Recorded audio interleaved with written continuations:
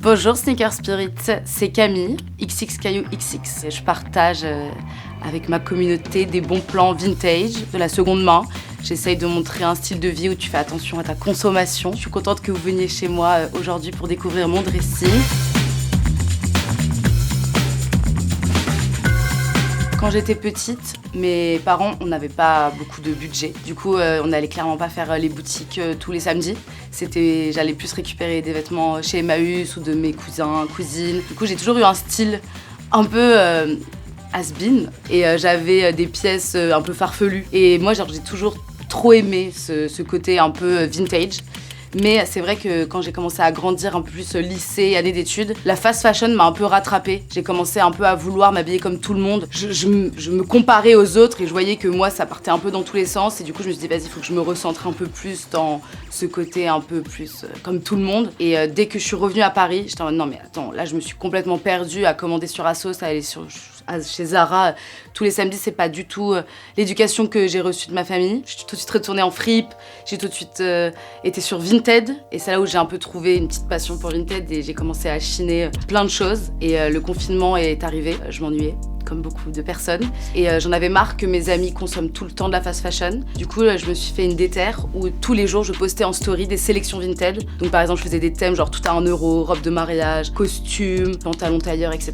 Et je mettais en story, je faisais des captures d'écran et je mettais tout ça en story. Et en fait mon profil s'est envoyé et d'un coup j'ai eu plein d'abonnés. Les gens se disaient regarde, elle donne des bêtes de plans sur Vinted pas cher, faut que tu la suives. Et voilà comment ça a un peu commencé malgré moi. Moi j'ai envie de renvoyer un message aux gens un peu de faire attention à ta manière de t'habiller, de consommer, que tu peux trouver plein de choses en seconde main, que t'es pas obligé de racheter en permanence des articles alors que tu l'as déjà et que juste ça se trouve dans le dressing de quelqu'un d'autre et tu pourras l'avoir et t'as pas besoin d'aller directement en boutique en acheter. J'ai commencé vraiment à faire des photos et des vidéos qui étaient vraiment basées sur Vinted, basées sur le fait d'aller en fripe, d'aller dans des ressourceries, de faire attention. Et après évidemment ça a un petit peu évolué où j'ai fait un peu plus de mode et après là maintenant je me sens un peu plus moi.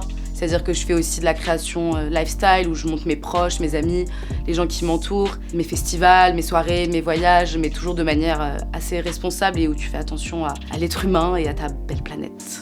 Donc voilà. Ma manière de chiner, elle est un peu instinctive. Genre, je sais ce que j'aime, donc je vais chercher genre, un sarouel, un gilet à rayures, un t-shirt à manchon de rayures, et après là je vais être un peu obsédée sur ça, mais si je trouve pas, c'est pas grave parce que ça se trouve je trouverai autre chose. Souvent quand je vais en fripe, là par contre je réfléchis pas du tout à qu'est-ce que j'ai envie, c'est au coup de cœur. Voilà, je fouille, et si je tombe sur quelque chose qui me plaît, bah c'est principal. Il y a des pièces que j'ai achetées et que je vais regretter, ça m'est arrivé plus d'une fois. C'est aussi pour ça que je fais des vide dressing, des pop-up que j'organise avec des amis pour vendre mes vêtements, pour faire au final le même système que ce que je fais sur Vinted, mais pour rencontrer les gens. Et j'aime bien aussi ce côté faire du tri. Et grâce justement au pop-up que j'organise et au vide dressing, par moment j'achète des choses et je sais que ça va pas être pour moi, je sais que ça va être pour des abonnés ou pour autres parce que ça va leur plaire. Moi j'ai vécu dans un milieu, donc dans le 18e, où mes parents avaient pas beaucoup d'argent. Donc je pense que déjà, dès ce moment-là, j'ai un peu appris à vivre de manière responsable et de faire attention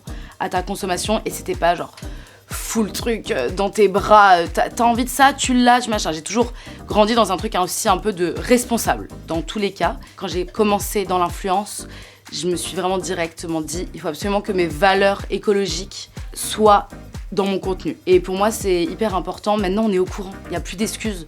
On sait très bien à quel point ça pollue. On sait très bien comment les gens sont traités dans certaines entreprises. Évidemment que j'ai 2-3 basiques qui viennent de marques qui sont pas donc des ultra fast fashion, mais qui sont pas non plus les meilleures en vente.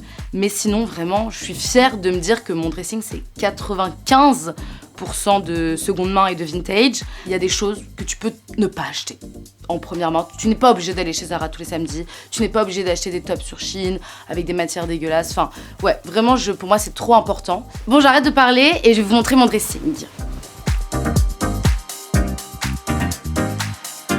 Bienvenue dans mon dressing. Je vais vous montrer mes pièces préférées, ou en tout cas des pièces qui me représentent bien. Donc en premier, j'ai ce gros pantalon qui est magnifique, de la marque Arodasie, qui est fait de manière responsable justement. C'est pas vraiment un sarouel, mais en tout cas c'est un effet sarouel. Il est confortable, il est trop beau, je l'aime trop. Il me correspond bien, même le côté un peu motif, j'adore. Bon du coup je vais vous montrer tous mes sarouels, comme ça on va un peu plus vite. Donc lui c'est un peu le typique festival, avec la petite spirale.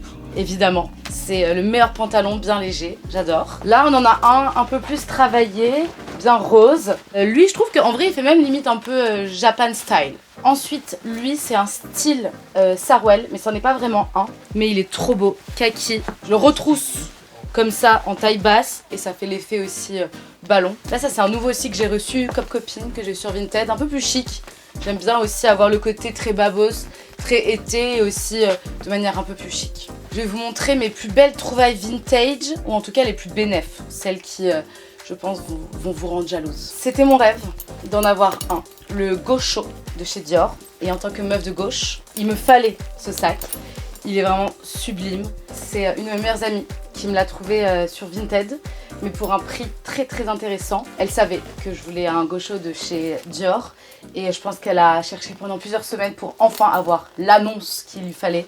Il faut persévérer. En fait, un tip que je peux vous donner, c'est que si un jour vous faites une recherche pendant très longtemps, vous n'achetez pas tout de suite le soir même, vous retournez sur votre Vinted le lendemain et dans votre fil d'accueil, il y aura en fait exactement ce que vous recherchiez. Moi, c'est comme ça que je fais. Je cherche vachement la veille et le lendemain, j'achète. Celui-là, il vient de chez Depop, encore une application de seconde main qui est trop chouette. Lui, c'est un peu mon sac d'hiver, clairement.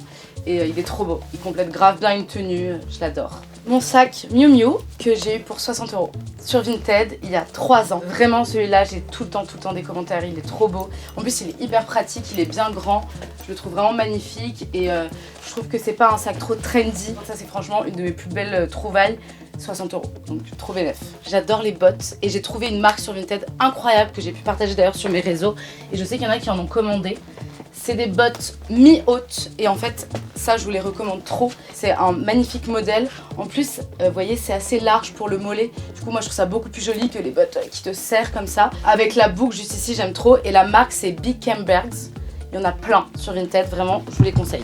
Un autre vêtement qui me représente vachement, c'est les maillots de bain. J'ai une énorme collection, pratiquement tout le temps vintage, et c'est grave une pièce que je mets tout le temps l'été. Je suis vraiment en pantalon Sarwell, tongs, haut de maillot. C'est vraiment mon vêtement de tous les jours. J'adore aussi trouver des robes vintage, et ça c'est un modèle aussi que j'adore porter. Ça fait une trop belle silhouette et surtout personne n'a cette robe quoi. Dans un côté un peu plus sportwear, mais qui reste quand même, je trouve, grave portable pour tous les jours, cette robe vintage Nike. C'est une robe de tennis que je trouve magnifique et elle est trop belle. J'adore les détails.